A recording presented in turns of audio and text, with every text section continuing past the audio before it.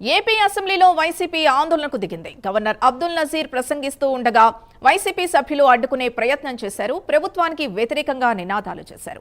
ఏపీలో శాంతి భద్రతలు లేవంటూ నినాదాలకు దిగారు. అయితే వైసీపీ నినాదాల మధ్య గవర్నర్ ప్రసంగం సాగింది. ఈ క్రమంలోనే సభ నుంచి వైసీపీ వాకౌట్ చేసింది.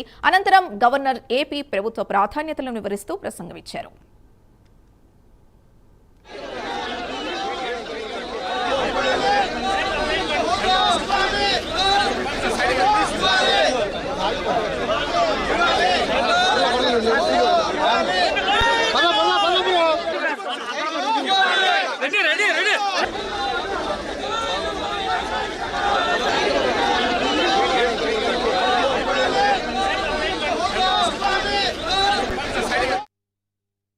ఏపీ అసెంబ్లీ బయట వైసీపీ ఆందోళన చేపట్టింది. సభ నుంచి వాకౌట్ చేశాక వైసీపీ సభ్యులు ధర్నాకు దిగారు. ప్రభుత్వానికి వ్యతిరేకంగా నినాదాలు చేశారు. ఏపీలో శాంతి భద్రతలు గాడి తప్పాయని నేతలు ఫైర్ అయ్యారు. కూటమి సర్కార్ కక్ష సాధింపు చర్యలకు దిగుతోందన్నారు.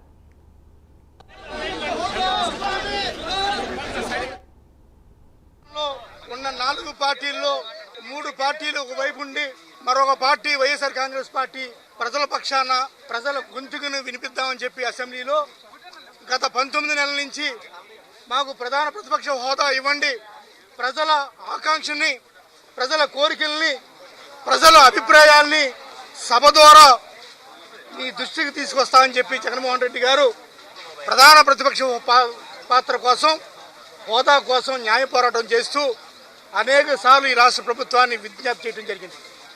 అయినప్పటికీ కూడా ఈ 4 పార్టీలు 3 పార్టీలు తెలుగుదేశం పార్టీ, బీజేపీ, జనసేన ఈ 3 పార్టీలు ప్రజల గొంతుకు కానీ ప్రజల ఆకాంక్షను కానీ ఏనాడు కూడా మాట్లాడకుండా తన సొంత రాజకీయాల కోసం, తన సొంత వ్యాపారాల కోసం ఈ రాష్ట్రాన్ని లూటీ చేసే సంస్థగా ఈ 3 పార్టీలు కలిసి తయారైనవి.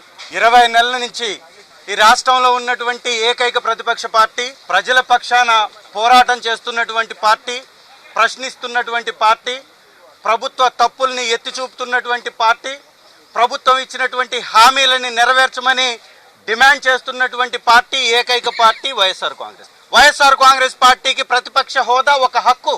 అంబేద్కర్ గారు రాసినటువంటి రాజ్యాంగంలో అధికార పక్షంతో పాటు ప్రతిపక్షం ఉంటేనే ప్రజాస్వామ్యానికి విలువ ఉంటుంది అనేటటువంటి ఇంగితం లేకుండా, జ్ఞానం లేకుండా తెలుగుదేశం పార్టీ, టీడీపీ అంటే తెలుగు దొంగల పార్టీ, తప్పులు, దాడులు, పాపాల పార్టీగా, చిట్ట చివరికి దేవుణ్ణి కూడా మోసం చేసేటటువంటి మోసగాళ్ల పార్టీగా మార్చేసి ఈ రాష్ట్రంలో ఉన్నటువంటి ఖజానాన్ని దోచేసి మాట్లాడినటువంటి వారి మీద దాడులు చేసి వారి యొక్క పబ్బం గడుపుకుంటున్నారు. గవర్నర్ గారు కూడా బాధపడుతూ ఉండుంటారు, నాతో ఇలాంటి అబద్ధాలు చదివిస్తున్నారే అనేసి.